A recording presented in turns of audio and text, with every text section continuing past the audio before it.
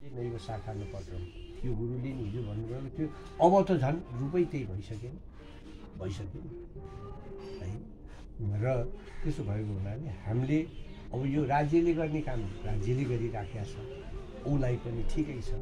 तर हामीले बचाउनु पर्ने विषयवस्तु त हाम्रो रूपले गर्नुपर्ने निष्काम भावले होइन।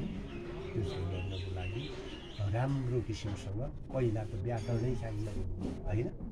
त्यो व्याकरणको चाहिँ ज्ञातालाई अनि त्यसको चाहिँ हामीले कसरी गर्ने त भन्दा सर्वे वर्णदि जात कर्मणादि जो चिते यो ठाउँमा पुर्याउनको लागि हाम्रो गुरुकुल त्यसरी चलाउनु है।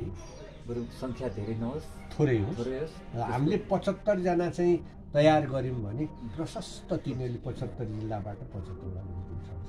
तर त्यसैभित्रबाट त्यहाँ व्यास वशिष्ठ जति पनि हाम्रा ऋषिमुनिहरू तयार हुनुहुन्छ। अब त्यो के छ त भन्दाखेरि हामीले शब्दबाट उखु गुलियो छ भनेसम्म उखुको रस हामीले चाखेका छैन क्या। त्यो रस निस्किनु पर्यो त्यहाँ भन्नाले त्यो व्यवहारिकतामा 8 वर्षमा जुन योगा भनिराखेका छन् उनीहरूले हामीसँग त्यो पद्धति त्यो दर्शनहरू छन्। त्यो दर्शनको चाहिँ नवरस उनीहरूलाई प्रयोगात्मक रूपले चाहिँ गर्न सक्यो होइन। अब भोगै नलागेकोलाई कोचाइदिएपछि त उल्टी पनि गर्छ, त्यो धार्न सक्दैन।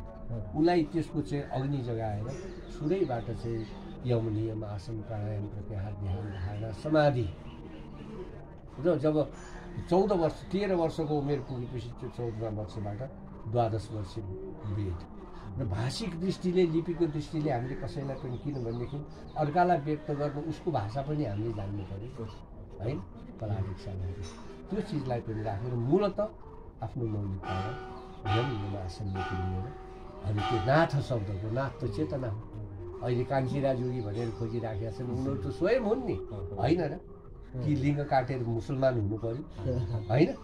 हाम्रो पहिचान होइन रे, चाहे बुद्ध भन्नुहोस् चाहे जैन भन्नुहोस्, बुद्धिस्ट दर्शनको त यही कर्णवेद हो नि। तर यो पनि किन त भन्दाखेरि अब मैले लगाउने किन लगाएँ होला त होइन। कान्छीरा जोगी मलाई दान दिन्छन् भनेर त्यो योग भनेको अर्थ त्यसलाई कुण्डलिनी जागरण गर्नको लागि चित्तवृत्ति त्यो विज्ञानसम्मत हो नि होइन। पराशक्तिलाई त्यो त जब नौलाई नाच्नु पर्यो भनेदेखि यो शब्दले नै हामीलाई ध्यान बस्दाखेरि कान एकाग्र भएन भनेदेखि त्यो उता मा राम नाम जपना अर्को चिज हुन्छ।